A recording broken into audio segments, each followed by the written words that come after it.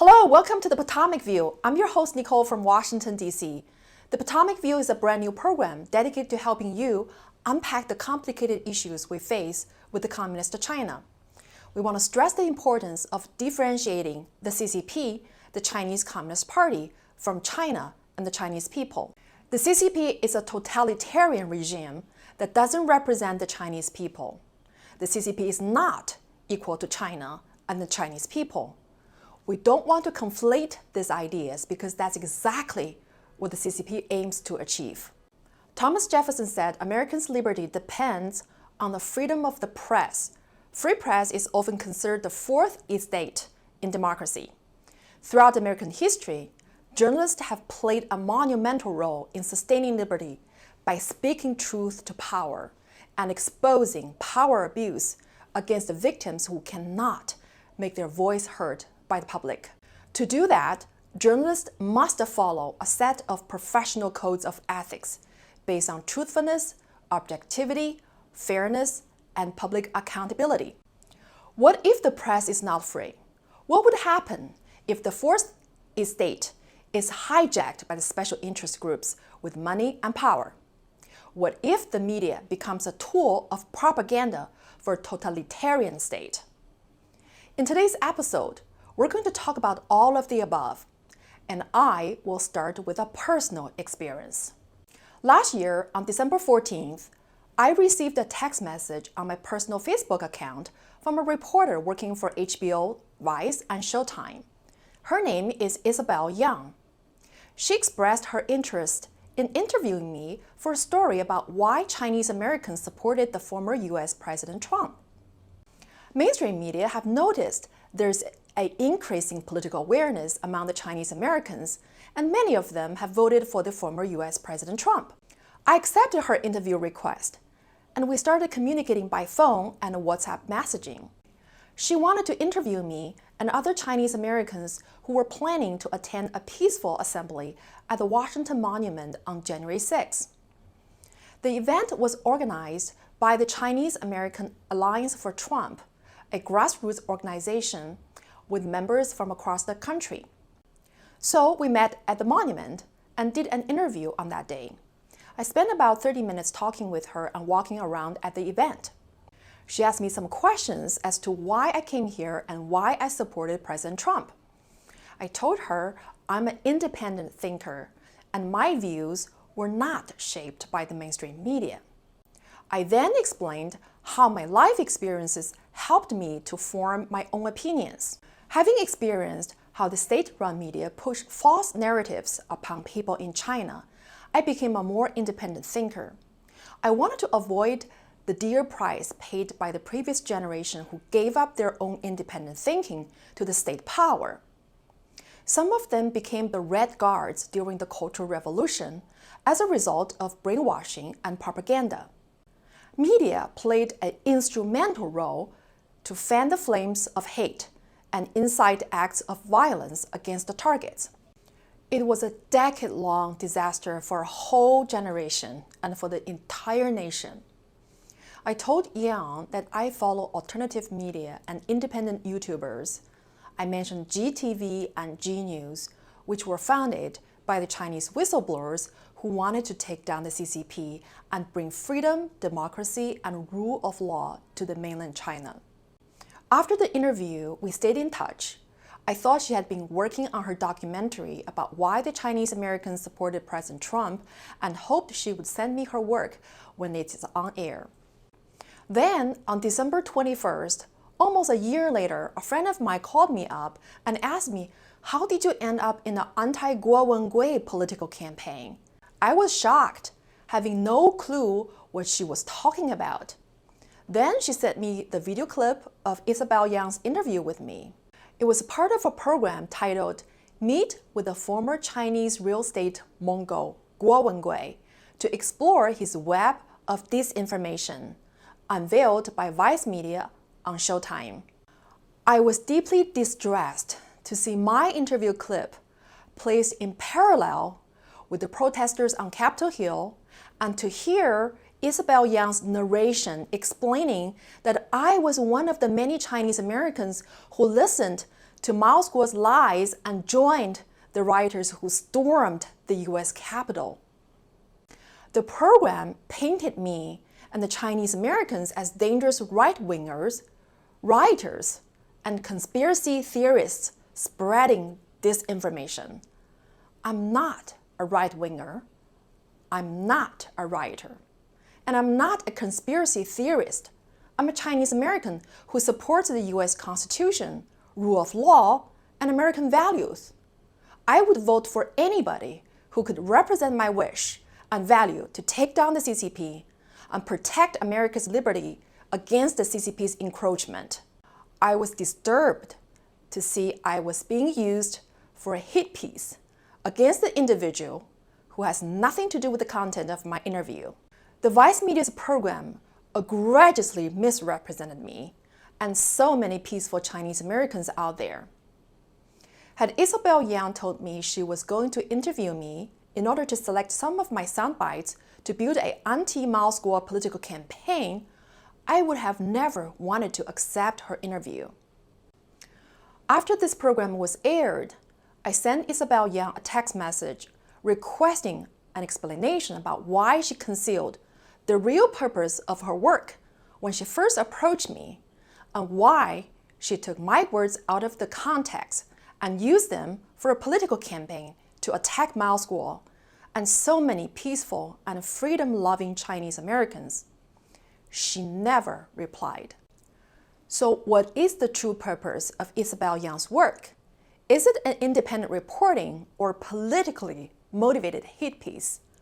Why did Vice HBO choose to attack and demonize Mao Squad and so many Chinese Americans?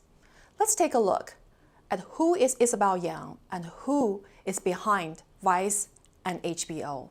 According to Isobel Yeung's own LinkedIn and Weibo, a state-run Chinese social media platform, she spent over 3 years in China working for CCTV, an international channel Shanghai, after graduating from University of Nottingham.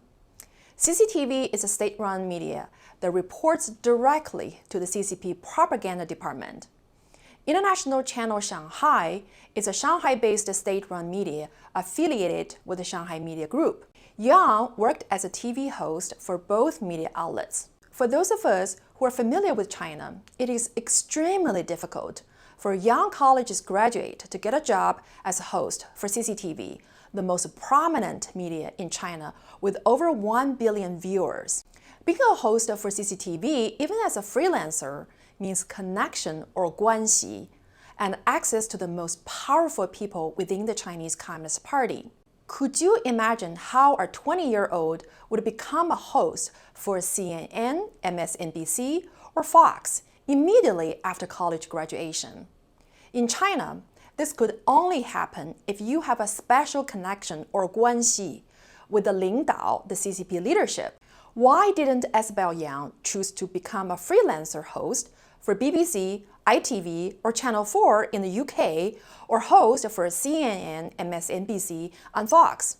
Instead, she became a host for CCTV and Shanghai Media Group. The viewership of CCTV is far bigger than all of the big cable TV networks in the US and UK combined.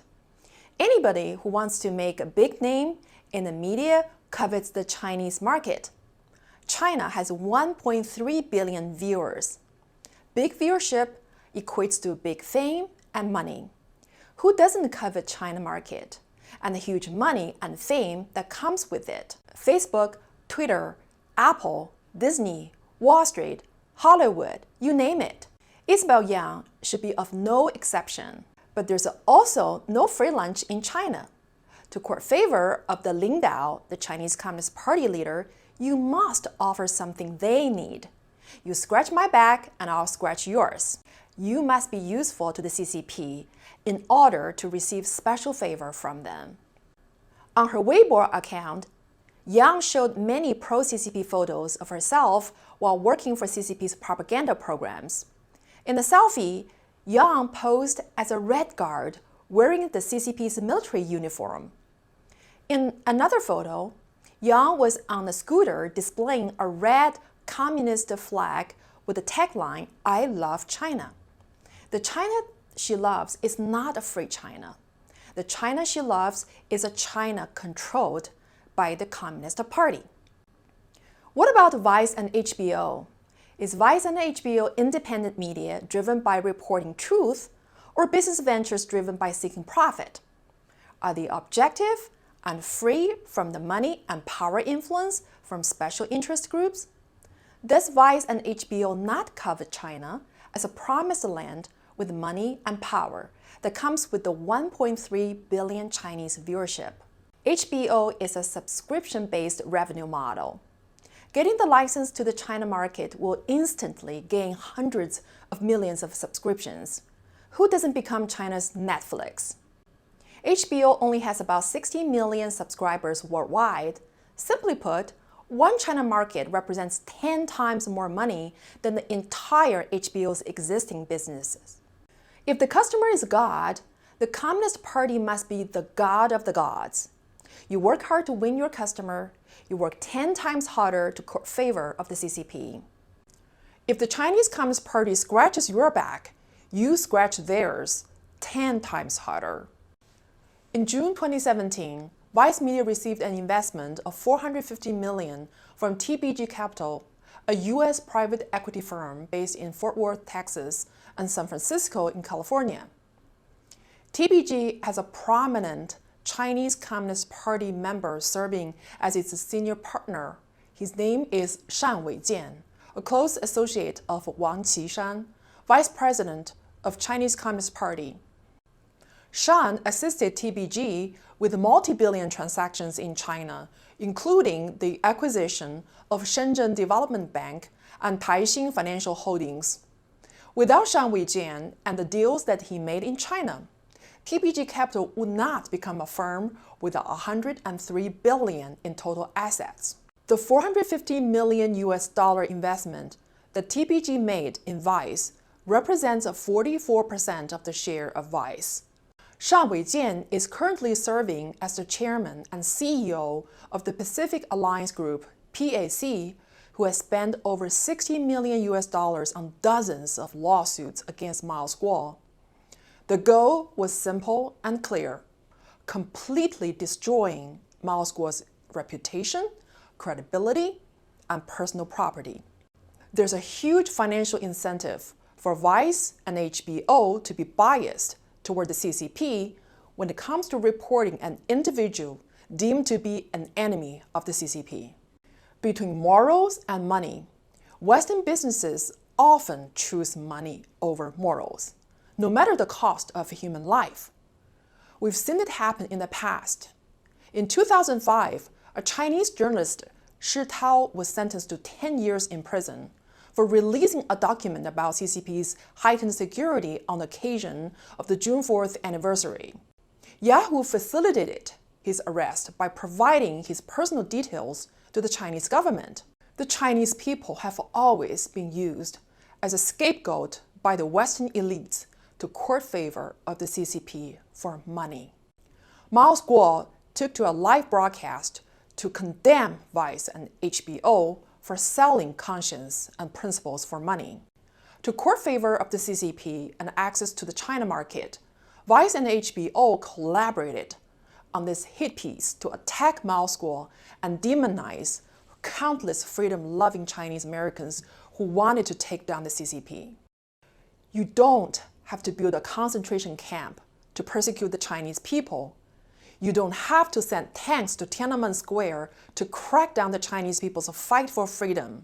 For Western businesses, all you have to do is to sell out yourself for money. When you give up your morals and values, you're aiding and abetting the world's most monstrous dictatorship to destroy humanity.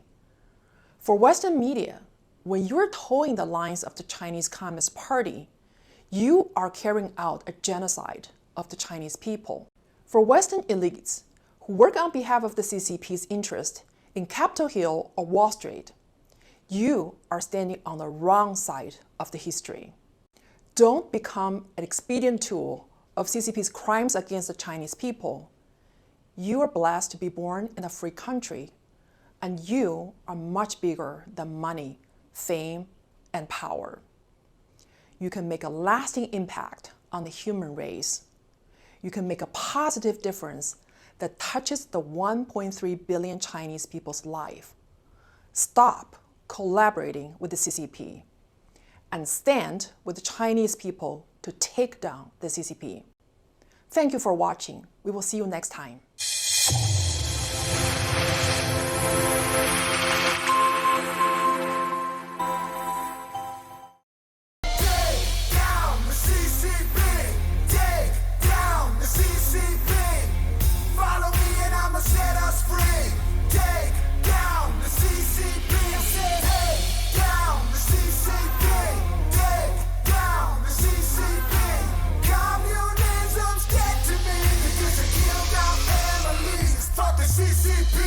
Communism sucks, hard for me to give a fuck.